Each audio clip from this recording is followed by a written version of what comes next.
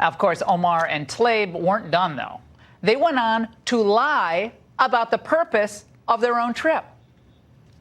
Contrary to many media reports and the statements of the Israeli Prime Minister, I plan to meet directly with members of the Knesset and Israeli security, along with Palestinian civil society groups, former IDF soldiers, Israel, Palestine, and international organizations and United Nations officials.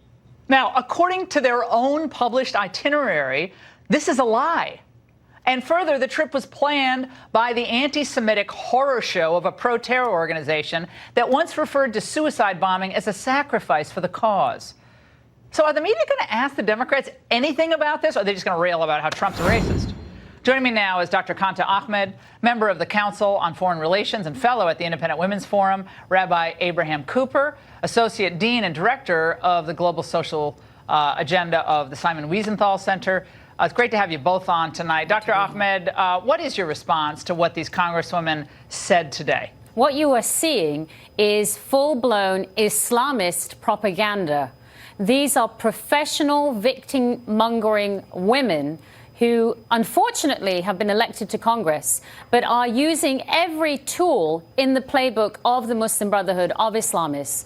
First, they demonize the Jewish people. Second, they eradicate the Jewish nation. Their agenda, their proposed meeting, was a congressional delegation to Palestine, not even mentioning Israel. Now that they have, Israel has called their bluff, now they are claiming victimhood. The role of victimhood in Islamism is absolutely central because they want to appear that they're under siege by their words. An oppressive superpower in the United States here, their own government, an oppressive Israel so-called. This is exactly the Islamist ideology, and it should be, it's just tripe. That's what it is.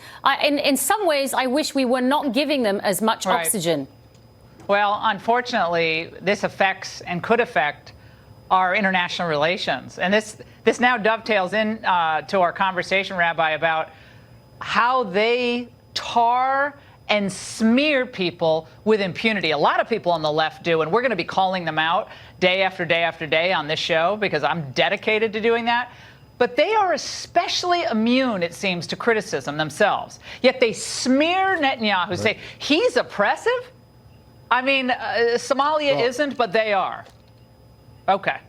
Right. I think we can look at this from two ends. Number one, the problem started when the heads of the Democratic Party didn't put these anti-Semites in place early on when they started spouting their hatred for Israel and supporting BDS, giving them the impression that it's a sort of open season for them, working on a different set of facts, if you will. Secondly, you knew Omar was lying today because if she was interested in meeting a broad spectrum of Israelis and Palestinians, that's what the Democratic and Republican group that just left Israel and met also in the Palestinian territories just did. So this was a setup from the beginning. The Israelis blew it because they said yes first and then flip-flop. But be that as it may, there's another critical issue here, and that is that the Palestinian Authority has a rule of no normalization with Israel or the Israelis. Right.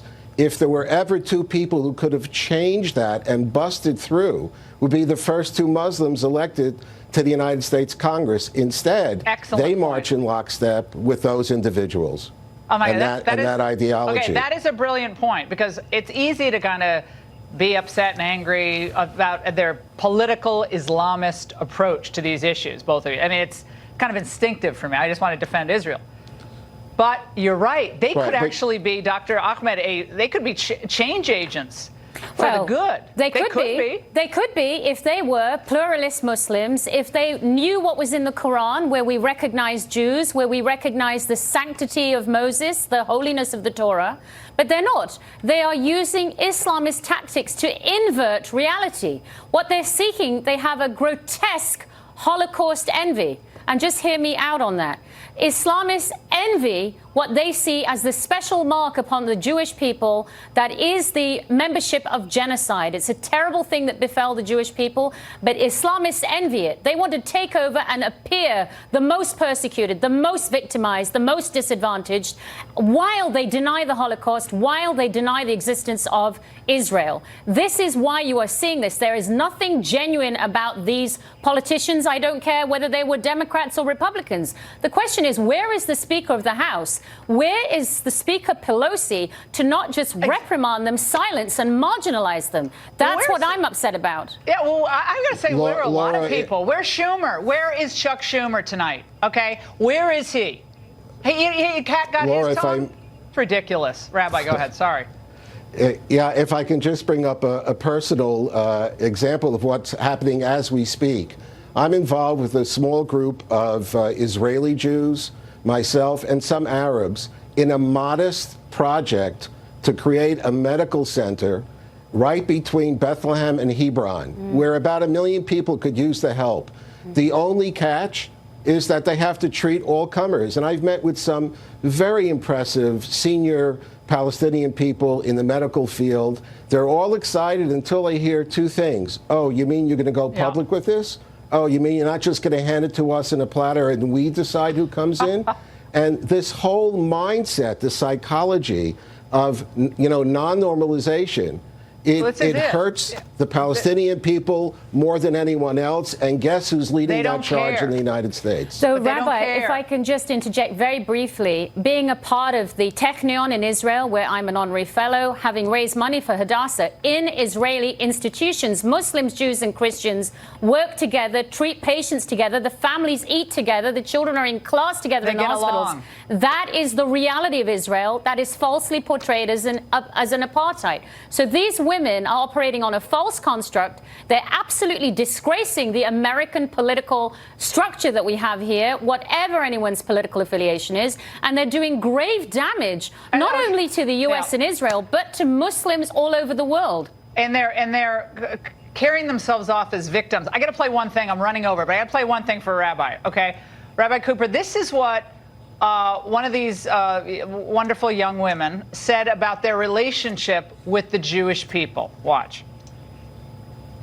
I have a huge Jewish constituency, and every time I meet with them, they share stories of safety and sanctuary that they would love for the people of Israel.